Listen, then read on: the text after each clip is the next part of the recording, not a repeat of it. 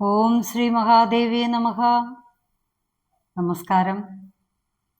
ശ്രീ ലളിതാ സഹസ്രനാമസ്തോത്രത്തിലെ 912 മുതൽ 933 വരെയുള്ള നാമങ്ങളുടെ അർത്ഥമാണ് നമ്മൾ ഇന്ന് അറിയാൻ പോകുന്നത്. ആദ്യം നമുക്ക് ആ ശ്ലോകം ഒന്ന് ചൊല്ലാം. അതിനുശേഷം നാമാർത്ഥം എന്താണെന്ന് നോക്കാം. ഓം ഗുരുഭ്യോ നമഃ. ഓം ഗംഗണപതേ നമഃ. ഓം ശ്രീ പരാശക്തിയേ നമഃ.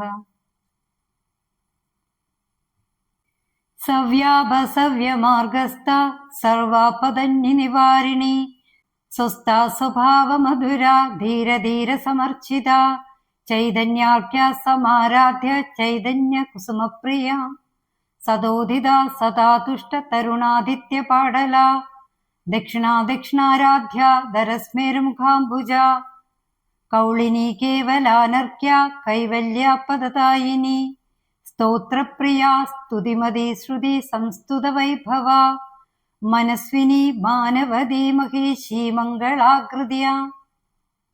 ഈ ശ്ലോകത്തിന്റെ നാമാർത്ഥങ്ങളാണ് നമ്മളിന്ന് അറിയാനായിട്ട് പോകുന്നത്.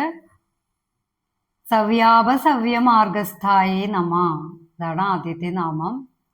അതായത് സവ്യം എന്ന് വെച്ചാൽ വലതുഭാഗം ദക്ഷിണാചാരമായിട്ടും അപസവ്യ എന്നാൽ ഇടതുഭാഗം വാമഭാഗമായിട്ടുമാണ് പറയുന്നത്.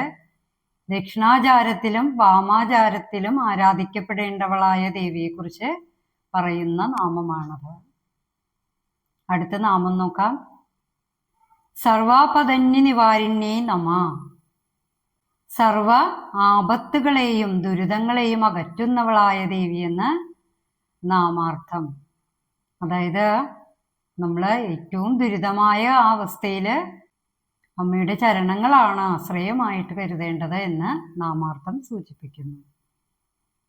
ഓം സ്വസ്ഥായേ നമ, സ്വന്തം പരിപൂർണ സ്വരൂപത്തിൽ നിലകൊള്ളുന്നവളായ ദേവിയെക്കുറിച്ച് പറയുന്ന നാമമാണ്.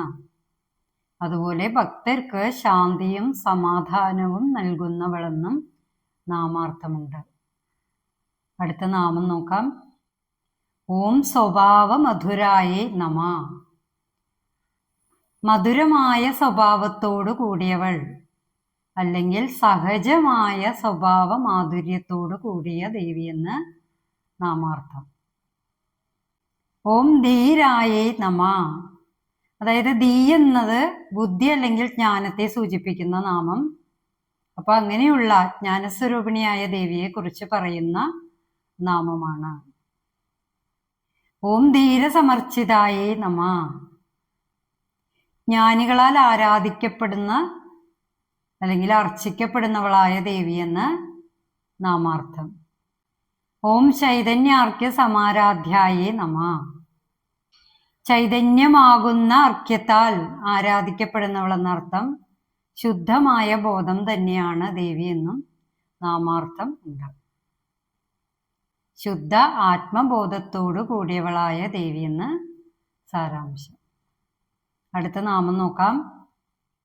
ഓം ചൈതന്യ കുസുമപ്രിയായേ നമ, ചൈതന്യ പുഷ്പം എന്ന് പറഞ്ഞാൽ അങ്ങനെ ഒരു പുഷ്പമുണ്ടോ?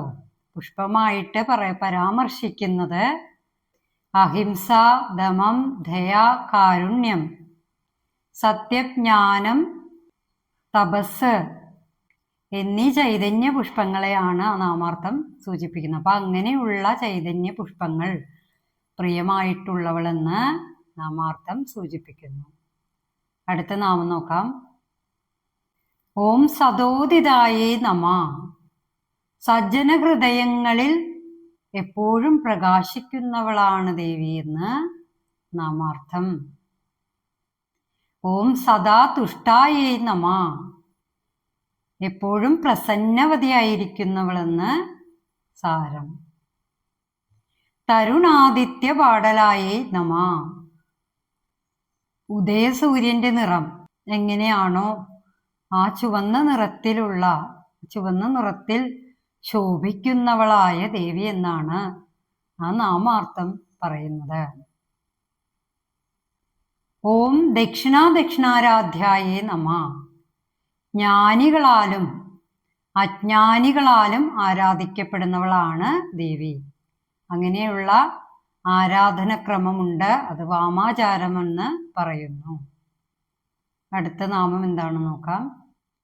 ഓം ധരസ്മേര മുഖാംബുജായേ നമ. ധരസ്മേര മുഖാംബുജം എന്ന് പറഞ്ഞാൽ നമ്മൾ ദേവിയെ ധ്യാനിക്കുന്ന സമയത്ത് ആ ഒരു ദേവിയുടെ പ്രകാശപൂർണമായ പ്രസന്നതയോട് കൂടിയ മുഖം മനസ്സിൽ കണ്ടു വേണം പ്രാർത്ഥിക്കുവാൻ അല്ലെങ്കിൽ ധ്യാനിക്കുവാൻ എന്ന് പറയുന്നുണ്ട്. മധുരമായ മുഖാംബുജത്തോടു കൂടിയവൾ എന്നാണ് ആ നാമത്തിൻ്റെ അർത്ഥം. നമുക്ക് അടുത്ത നാമം നോക്കാം.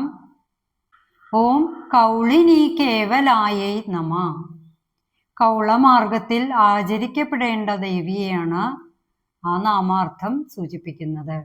നമ്മൾ മുൻപുള്ള നാമങ്ങളിൽ പറഞ്ഞിട്ടുണ്ട് അല്ലേ? കൗളാചാരപ്രകാരമുള്ള ആചാരങ്ങളിൽ പ്രിയമായിട്ടുള്ളവൾ എന്നൊക്കെ നമ്മൾ പഠിച്ചിട്ടുണ്ട് അല്ലേ? അപ്പം അങ്ങനെയുള്ള അർത്ഥമാണ് അതിൽ വരുന്നത്. അടുത്ത നാമം നോക്കാം. അനർഘ്യ കൈവല്യ പദദായിന്യേ നമ. എന്താണ് അനർഘ്യം എന്ന് വെച്ചാൽ, അതായത് വിലമതിക്കാനാവാത്ത അല്ലെങ്കിൽ അമൂല്യമായ എന്നൊക്കെയാണ് അതിലർത്ഥം വരുന്നത്. കൈവല്യം എന്ന് പറഞ്ഞാൽ മോക്ഷം. നമ്മൾ കഴിഞ്ഞ ഒരു നാമത്തിൽ പറഞ്ഞിരുന്നു അല്ലേ? മോക്ഷപ്രദായിനിയായ ദേവി, കൈവല്യം എന്ന മോക്ഷം നൽകുന്നവൾ എന്ന് നമ്മൾ പറഞ്ഞിരുന്നു. അപ്പോൾ അങ്ങനെയുള്ള വിലമതിക്കാനാവാത്ത അല്ലെങ്കിൽ അമൂല്യമായ മോക്ഷം, കൈവല്യം എന്ന മോക്ഷം പ്രദാനം ചെയ്യുന്നവൾ എന്നാണ് ആ നാമാർത്ഥം വരുന്നത്. ഇനി നമുക്ക് അടുത്ത നാമം നോക്കാം. സ്തോത്രപ്രിയായൈ നമ. സ്തോത്രപ്രിയയായിട്ടുള്ള ദേവി അല്ലേ? സ്തോത്രങ്ങൾ നാമം ജപത്തിലൂടെയും അത് കേൾക്കുവാനും ഇഷ്ടപ്പെടുന്നവളായ ദേവി എന്നാണ് നാമാർത്ഥം പറയുന്നത്. സ്തോത്രത്തിൽ പ്രിയമായിട്ടുള്ളവൾ അല്ലേ? അടുത്ത നാമം നോക്കാം. ഓം സ്തുതിമധ്യേ നമ. സ്തുതിക്കപ്പെടേണ്ടവളായ ദേവി, സ്തുതിക്കപ്പെടുന്നവളായ ദേവി. ആരെയാണോ നമ്മൾ സ്തുതിക്കേണ്ടത് അങ്ങനെയുള്ള ദേവിക്ക് ആ നാമാർത്ഥം വരുന്നു. ആരെ സ്തുതിച്ചാലാണ് നമുക്ക് ഐശ്വര്യവും ജ്ഞാനവും ലഭിക്കുന്നത്, അങ്ങനെയുള്ള ദേവിയെയാണ് സ്തുതിമധ്യേ നമ എന്ന നാമം കൊണ്ട് അർത്ഥമാക്കുന്നത്. അടുത്ത നാമം നോക്കാം. ശ്രുതി സംസ്തുത വൈഭവായേ നമ. ശ്രുതി എന്നാൽ വേദങ്ങൾ എന്നാണ് അർത്ഥം. അപ്പോൾ വേദങ്ങൾ പുകഴ്ത്തുന്ന മഹിമയോടുകൂടിയ ദേവി എന്നാണ് നാമാർത്ഥം പറയുന്നത്. അങ്ങനെയുള്ള ദേവിയെ ശ്രുതി സംസ്തുത വൈഭവായേ നമ എന്ന് പറയാം. അങ്ങനെ വൈഭവത്തോടു കൂടിയവളായ ദേവി എന്ന് സാരാംശം. ഓം മനസ്സിന്യേ നമ. ദേവിയുടെ മനസ്സിനെ കുറിച്ചാണ് പറയുന്നത് അല്ലേ? എങ്ങനെയുള്ള മനസ്സാണ്? അനന്യ സാധാരണമായ മനസ്സോടു കൂടിയവൾ, അതായത് ഉദാരവും സ്വതന്ത്രവുമായ ബുദ്ധിയോടു കൂടിയവളെന്ന് നാമാർത്ഥം സൂചിപ്പിക്കുന്നു. ഓം മാനവധ്യേ നമ. ശ്രേഷ്ഠമായ അഭിമാനത്തോടു കൂടിയവൾ എന്നും കീർത്തിയായവളെന്നും നാമാർത്ഥമുണ്ട്. അടുത്ത നാമം നോക്കാം. ഓം മഹേശ്വേ നമ. മഹേശ്വരിയായിട്ടുള്ള ദേവിക്ക് നമസ്കാരം. അതുപോലെ മഹാരക്ഷകയായവൾ എന്നൊക്കെ അർത്ഥമുണ്ട് മഹേശ്വരിക്ക്. അടുത്ത നാമം നോക്കാം. ഓം മംഗളാകൃതയേ നമ. മംഗളസ്വരൂപിണിയായ ദേവിക്ക് നമസ്കാരം. അപ്പം നമ്മളിന്ന് ദേവിയെക്കുറിച്ച് 933 നാമങ്ങൾ വരെ അറിഞ്ഞു കഴിഞ്ഞു അല്ലേ? നമുക്കറിയാൻ കഴിഞ്ഞത് ഒരുപാട് നാമങ്ങളുണ്ടല്ലേ ദേവിക്ക്. നമ്മൾ എന്ത് വിളിച്ചാലും അത് ദേവിയുടെ നാമം തന്നെയാണ്. ഈ നാമങ്ങളിലൂടെ നമ്മൾ നമ്മുടെ മനസ്സിനെ ദേവിയിലേക്ക് എത്തിച്ചേരുവാനായിട്ടുള്ള എളുപ്പമാർഗമായിട്ടാണ് ശ്രീ ലളിതാ സഹസ്രനാമം രൂപപ്പെടുത്തിയിരിക്കുന്നത് അല്ലേ? അങ്ങനെയുള്ള ഒരൊറ്റ നാമസഹസ്രാവലി കൊണ്ട് തന്നെ നമുക്ക് എന്തെല്ലാം നേടാൻ കഴിയുമെന്ന് സൂചിപ്പിക്കുന്ന നാമങ്ങളിലൂടെ നമ്മളിങ്ങനെ ഓരോ ദിവസവും കടന്നുപോയിക്കൊണ്ടിരിക്കുന്നു. നമ്മളൊന്നും ആവശ്യപ്പെടാതെ തന്നെ നമ്മുടെ ഉള്ളിലുള്ള അന്തരാത്മാവായ ദേവി നമുക്ക് എല്ലാം നൽകുന്നു എന്നാണ് നാമാർത്ഥങ്ങളിലൂടെ നമ്മൾ അറിയുന്നത്. അപ്പൊ അതൊരു ദിനചര്യയായിട്ട് മാറുകയാണെങ്കിൽ ഏറ്റവും ഉത്തമമായ ശ്രീലളിതാ സഹസ്രനാമ സ്തോത്രം എന്നത് അതിൻ്റെ പരിപൂർണതയോടെ നമുക്ക് നമ്മളേക്ക് എടുക്കാൻ കഴിയുമെന്ന് നമുക്ക് പറയാൻ സാധിക്കും. എല്ലാവർക്കും ഇതുവരെയുള്ള നാമങ്ങളെല്ലാം മനസ്സിലായി കാണുമെന്ന് കരുതുന്നു. അടുത്ത നാമങ്ങളുമായിട്ട് നമുക്ക് അടുത്ത വീഡിയോയിൽ വീണ്ടും കാണാം. എല്ലാവർക്കും നല്ലൊരു ദിനം ആശംസിച്ചുകൊണ്ട് നന്ദി, നമസ്കാരം.